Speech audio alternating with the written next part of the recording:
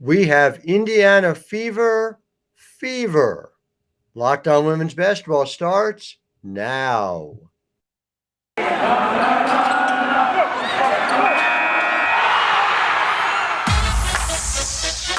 are Locked On Women's Basketball, your daily podcast on women's basketball. Part of the Locked On Podcast Network, your team every day.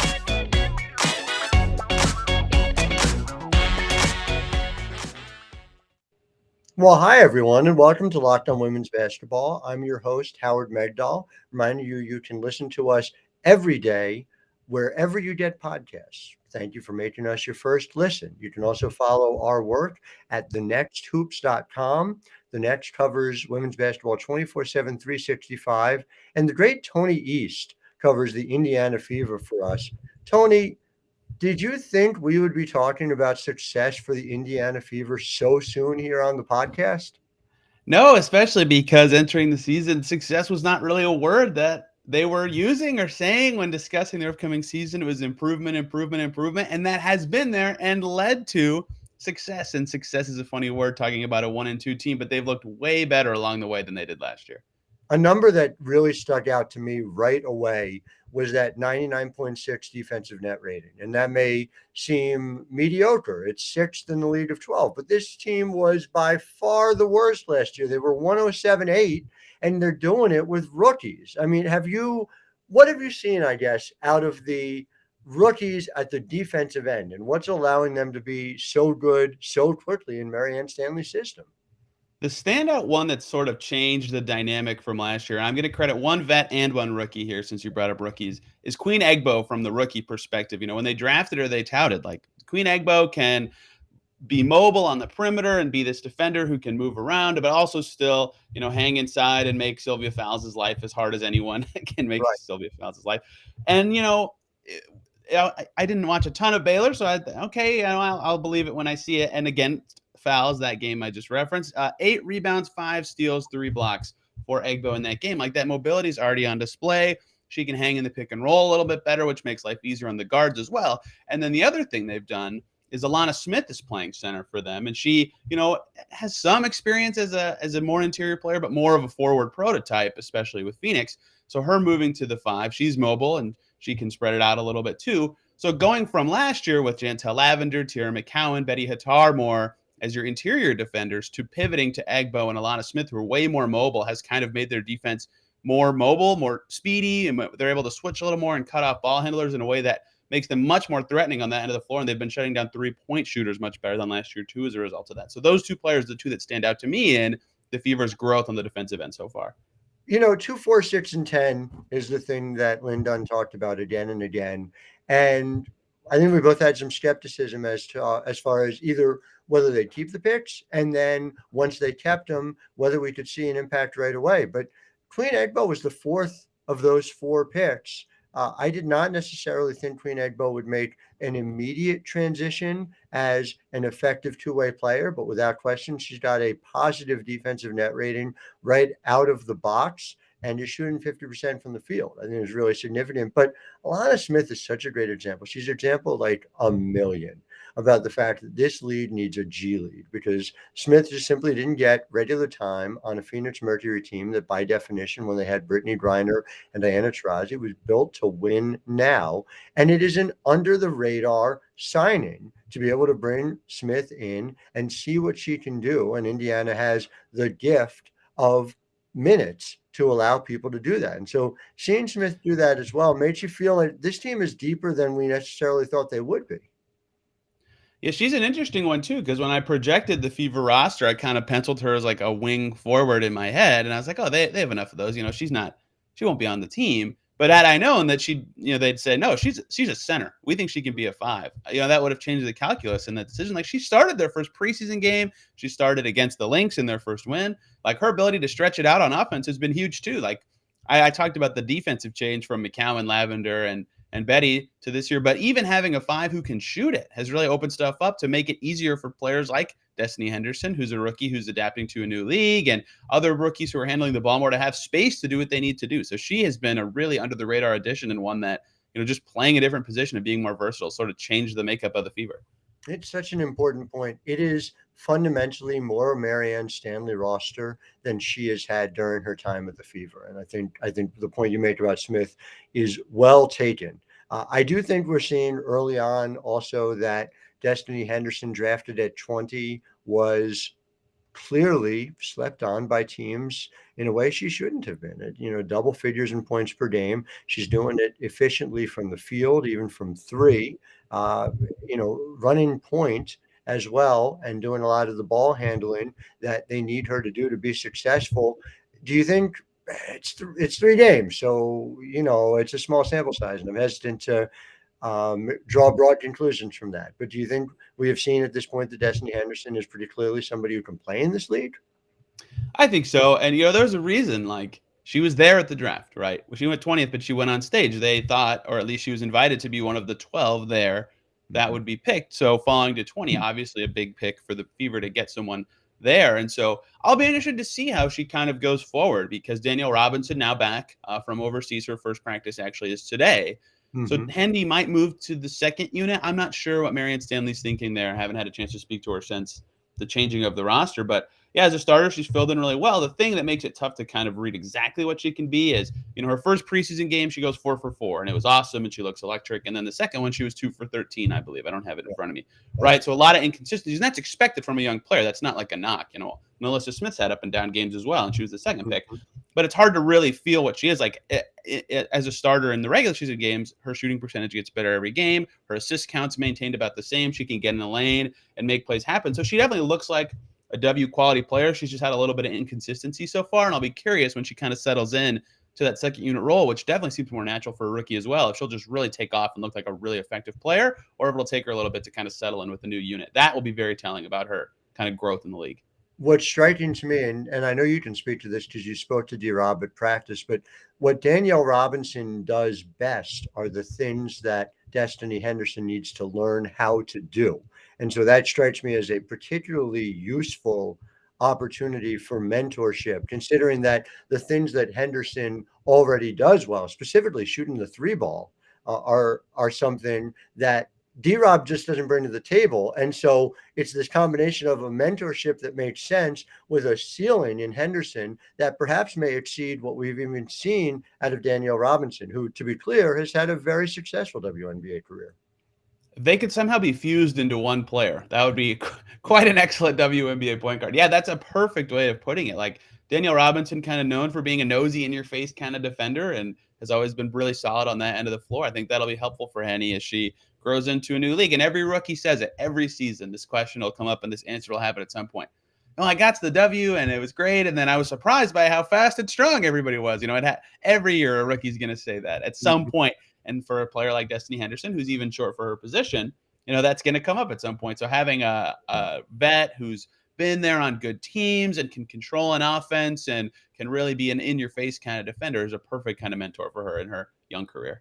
It's also in a time that we are back in the locker rooms and able to talk to players regularly. Danielle Robinson is a plus interview. So that's a very helpful thing for those of us in media. More pluses, yeah. More pluses, yes. Welcome back, D-Rob. We're going to talk about the other rookies as well, but first we're going to pay some bills. And our partners at BetOnline continue to be the number one source for all your betting needs and sports info. When I say all your betting needs, there are people like Tony East, who cover the Pacers on the NBA side and the Fever on the WNBA side. It's a spectrum of basketball. And what I appreciate and respect about BetOnline is they have WNBA odds. They have NCAA women's basketball odds. They go the extra mile to make sure that it can be one-stop shopping for your betting. So head to the website today or use your mobile device to learn more about the trends in action. BetOnline is where the game starts, writ large. So, Tony, I am, and you know this because we've talked about this for months, I am obsessed with Emily Engstler's game. And it was never going to be the most easy, obvious fit. She doesn't fit into a box of, this is your typical 3, this is your typical 4, this is your typical 2. But she does so many things that I think are valuable, and specifically valuable to Indiana. She has a net positive defensive rating so far. What have you seen out of Emily so far up close? This is going to be a roundabout way of describing Emily Engstler, but there was a preseason moment. Aaron Whalen buried it or got fouled or something. I forget what happened. Aaron Whalen made a good offensive play. And this was right in front of our media seats on the baseline. And Emily Engstler went to high five Aaron Whalen. Normal high five. It was also the loudest high five I've ever heard in my life, right? Like it was piercing sound of just bam, two hands perfectly colliding. And from what I know of Emily Engstler and have watched her play with furious intensity and just all over you, fiery all the time, that high five was the perfect summation of the way she plays. She's That just was a New York high five. That's not a Midwest high five. Emily yes, it was. Yeah, Aaron Whalen from basketball. Dayton, learning the New York high five. I don't know where she's from, but yeah, that was a funny telling moment for me of kind of like, oh wow, her intensity is like everywhere. You know, she's always got the arm up on whoever she's guarding, like right up on them on offense. She's got this, like she just gets it right to the 10, and she's really interesting because she never looks to finish. She's good at these wraparound passes that get other players involved. Like she's so unique. You're right. It's impossible to put her in a box. Like I keep trying to think of comparisons if I've seen a player like this before, and there's not very many. She's a special player because she does stuff that you don't see very often on both ends, and that intensity sort of makes it all work and come together in a way that gets all the other fewer players involved as well. NaLyssa Smith, a lot of people thought, all right, this is a 5 when she gets to the W. She's obviously been playing primarily at the 4 for Indiana so far. So there's kind of a two-part question to it.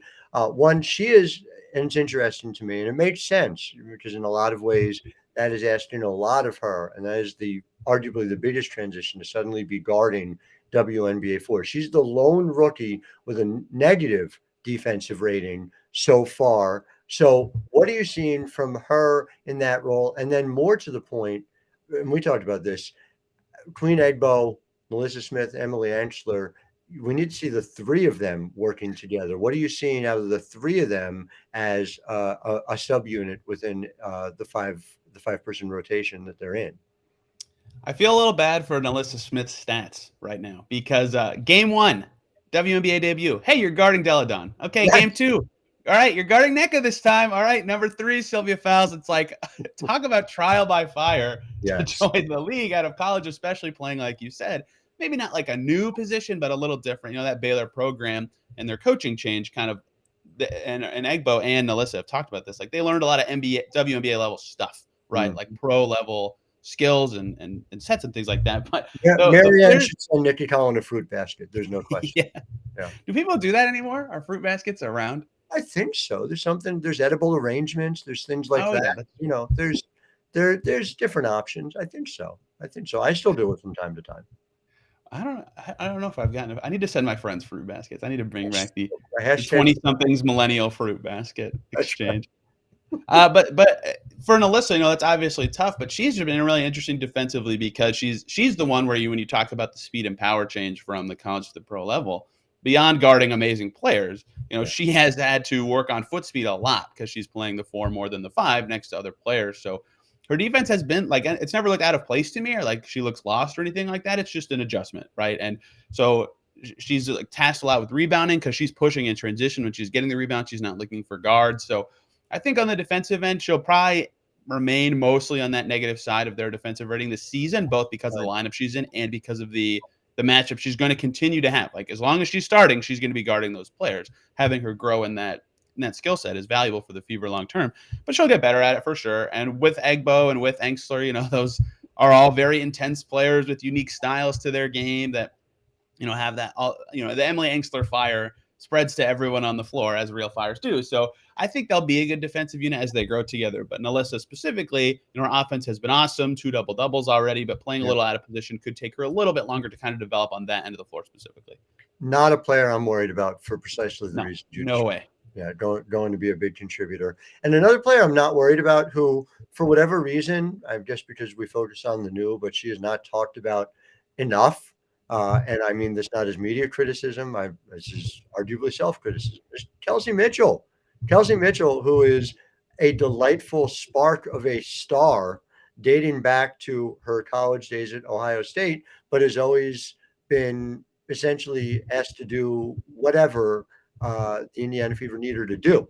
Reminds me a lot, to be honest, though they're obviously fundamentally different players, of Candace Parker early on in the Sparks years, which is to say that Candace Parker sometimes was asked to be primary ball handler. Sometimes she was asked to be primary five. And the LA Sparks were not really built to maximize her. They were built where she was asked to pick up the pieces because she could do a little bit of everything. And I feel like Kelsey Mitchell has been that for the Fever so far. Her numbers are off the charts good this year, is the most efficient we've seen her at the offensive end. She continues to be an underrated defensive player as well, and that continues apace. I'm just wondering what you see from Kelsey Mitchell. And again, sort of the big picture question I have had about Kelsey Mitchell since the moment she came into the league is, what is her ceiling? What does that actually look like? Somebody with her prodigious gifts.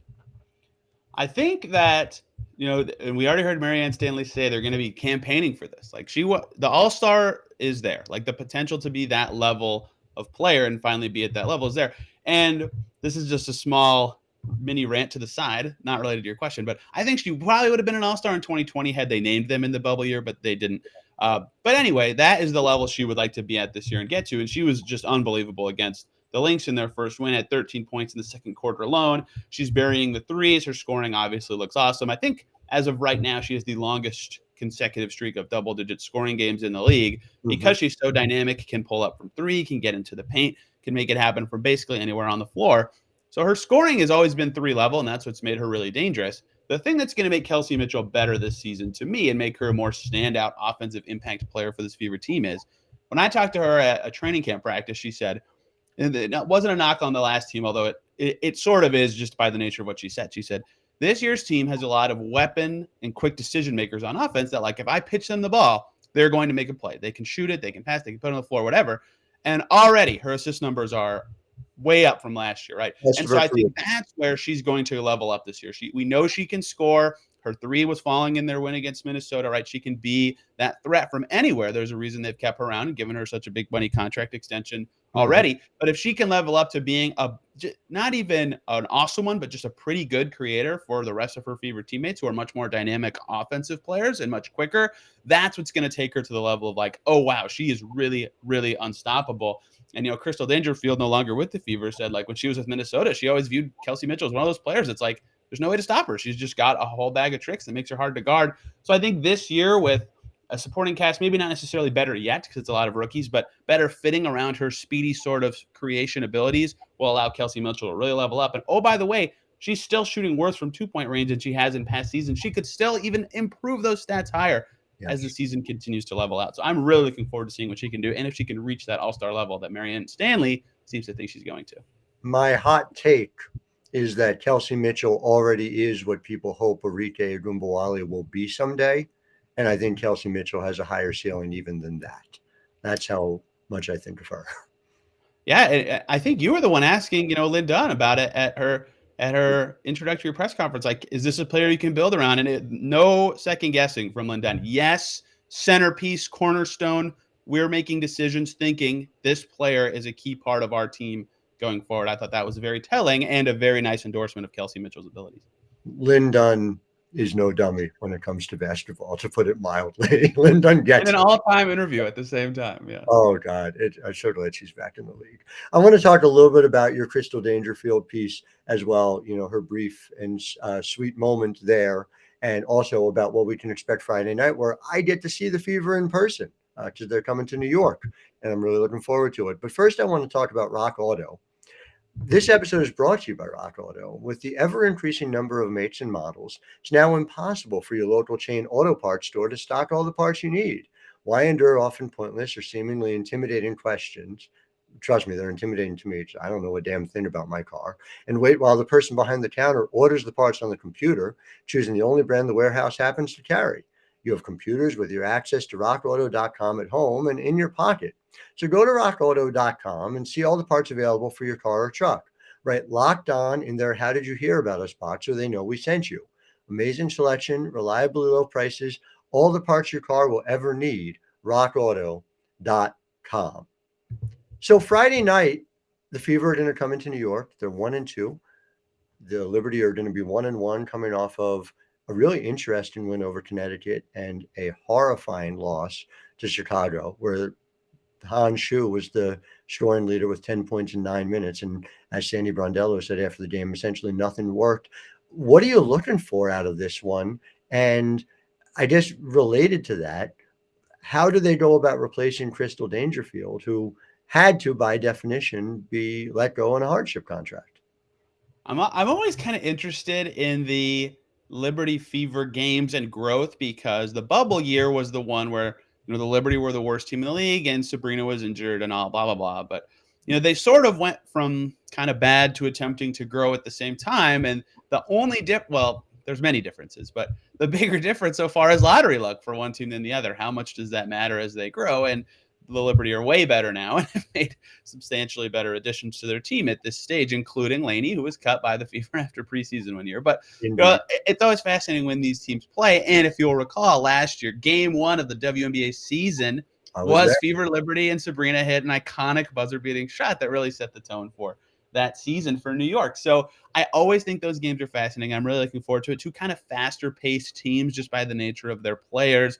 Always leads to some fun and some sloppiness too, because they're kind of younger teams as the ball's whizzing around. And so I always love when those two teams play, because it's kind of a self-barometer for me of how the growth patterns are going. But it seems like New York is going to take this is a 2-game sample, so maybe I'm getting ahead of myself. But their win against Connecticut was to the point that I'm like, man, they could really take a bigger step forward than I thought this year. Although the Chicago loss maybe should have talked me off that ledge more than it has. So I'll be interested to see how the Fever can keep up with them. The Fever have played a bunch of good teams already and have hung tough mostly the whole time, but this is a new opponent for them, where a lot more of the difficulties in slowing down New York is from guard play, not from interior play. So it'll be a new challenge for the Fever to see how they defend a team that is built that way. And just to your point of Crystal Dangerfield, and you wrote a terrific piece. People should go check it out at thenexthoops.com. Again, your work, and we've talked about this off there, it's just been stellar covering this team, and it's really appreciated. And Crystal Dangerfield had to be cut. There were a lot of people giving the Fever a hard time for cutting her when her hardship contract ended, but it's not as if you can even convert a hardship contract to another type of contract, correct? Yeah, the rules are tough there. I don't know this 100%, but I think even you have to wait a certain number of days after a hardship ends to bring a player back, right? So it's not even like they could have said, just hang out in Indy and we'll figure it out. Like, they have to wait a certain amount of time anyway. So yeah, they had a hardship because Bria Hartley, Danielle Robinson, and Atlanta Coates were overseas, and Coates and Robinson returned on earlier this week, Wednesday, Tuesday. I don't know the exact day. So they had to release Crystal Dangerfield despite her. Of course, at the perfect time popping up. And that's one of those ones where you see like maybe there'll be a story here, right? So I talked to Crystal Dangerfield. Wow, that was a mess. On Monday, they're playing her former team the next day. How's this all been for you? You go from overseas to Minnesota to Indiana so fast. You're playing your former team. What's it all like? And you kind of think, okay, there's a story here if she plays really well, or if it becomes a thing. And then she played lights out, perfect basketball, was a leader of the Fever in plus minus, and just made it happen. It was like a perfect story for her time in Indiana, that the last day she was with the team, the day before her birthday, she was able to just kick some butt against her old team. It really was awesome for her. And she showed that she still got it, right? She's still definitely, like, to your point about the G League being needed from earlier, like, she seems like the top of the list to me, a former rookie of the year struggling to stick. Like, they need a few more spots for players somewhere. And if that's an extra G League, that seems perfect, because she was great for the Fever, and especially against her former team. No question about it. So Tony East, again, follow Tony because he does such great work on the Fever. And thank you, listeners, for making Locked On Women's Basketball your first listen every day. But Tony, you can speak to this. There's now it's I don't know if it's new this year, if it's been around for a while, but there's a professional league for men to play basketball as well. Is that correct? There is. That's right. The actual NBA. Yes. The NBA. And so from the first listen being Locked On Women's Basketball, make your second listen Locked On NBA, from the first jump ball of the play-in tournament to the last possession of your finals. Locked On experts like Tony take you deep inside the playoffs with insight and analysis affecting all 30 teams. You guys have an NBA team out in Indiana also? We do, over one of my shoulders. I'm still bad at like the pointing on when I'm looking at myself thing. Over one of my shoulders, there is a Pacers shirt. That is the team here as well, playing in the same stadium as the Fever. For now, I cover them as well for the Locked On Network. So. And Tony does wonderful work on that as well. I kid, the NBA has 30 teams. Someday there'll be 30 teams on the WNBA side. But in the meantime, we're covering all 12 here every single weekday. We follow 24/7, 365, and cover it, the next hoops. Make sure you subscribe, support the work of people like Tony East, who just does an exceptional job with both. Thank you, Tony, for your time. Thank you all for listening. We'll be back with you, of course, again tomorrow. Have yourself a wonderful Thursday.